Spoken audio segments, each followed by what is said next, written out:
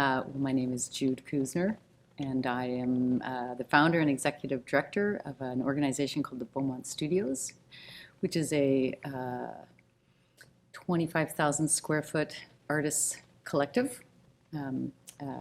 which includes a gallery and a store and 45 artist studios, a small radio station, and a beautiful outdoor courtyard for live performance. And for those people that haven't gone, and I have frequented the space, it's a lot of fun. It is a lot of fun. And it's stepping back. I would consider it stepping back to a time because they're artisans and they're creators. Mm-hmm. So the space in there feels different compared to like an office. So it does. It's like a little oasis. I describe it like I've been on a working vacation since the day I opened it. It's like I go to work and I work with artists who have created careers out of their passion and their craft and their skills, and every day they go to work and they make those things. So it's from whether they're in their studio or whether they're producing a show, it's just always an artist exploring. So yeah. So I bumped into you. It was your birthday, so mm-hmm. Happy belated birthday again. Thank you very much.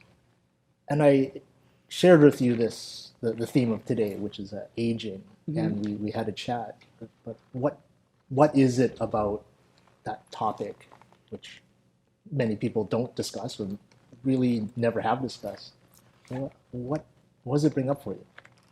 Well, it's a fascinating topic because I have many friends who are obviously my age, and especially with the women, a lot of times it has to do with a physical outward appearance and like the aging out of a lifestyle and it's always kind of talked about that growing old gracefully is very difficult to do, but it's the best way to do it. And so finding like a baseline of understanding like this is what we're doing, we're aging, like it's the journey of life. And what was important to me when I was 20 and what's important to me today, it's like a different lens that you're looking at from mm-hmm. it. And so, I'll describe it like when someone dates somebody who's like 20 years younger, it's like they can be the most mature 25-year-old in the world, but they've still only walked so many steps on the planet. And so their viewpoint of life is just from a different lens. Yeah. And that lens just opens up so much more knowledge, experiences, forgivenesses. Like the journey is just you just become more open, I think. Well, for those that don't know, does it stick out for you?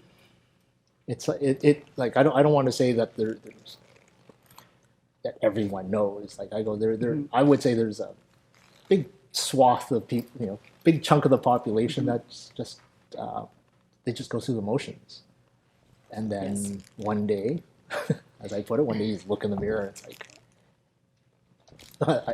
speaking about myself, I'll look in the mirror and then one day I look like Mr. Miyagi.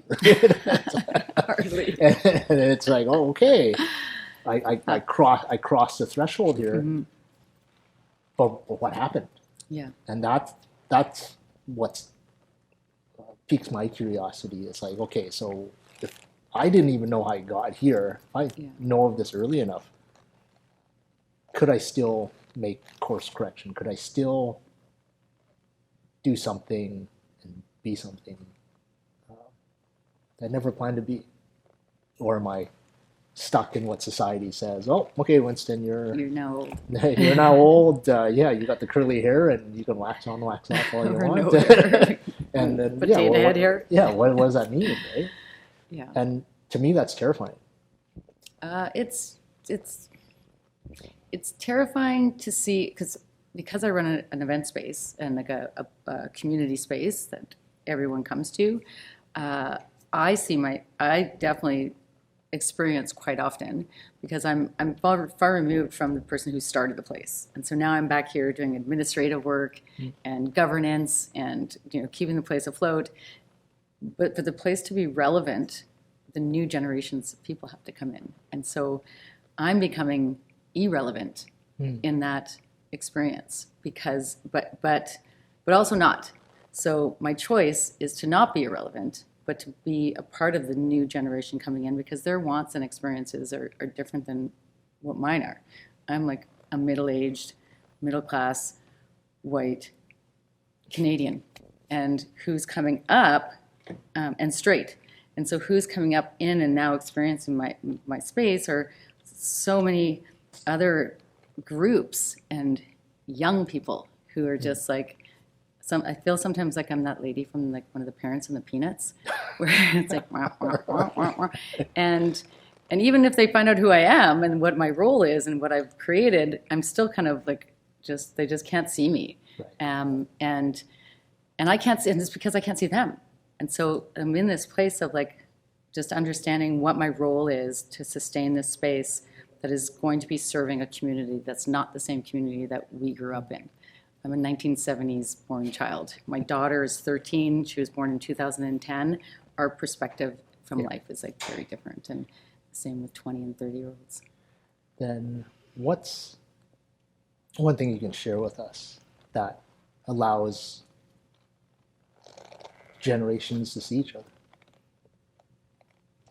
I think it's just shedding ego, just shedding your life experiences to just be like, it's just this openness. It's like I am just me. I'm here. I'm not hurt. I can't be hurt by.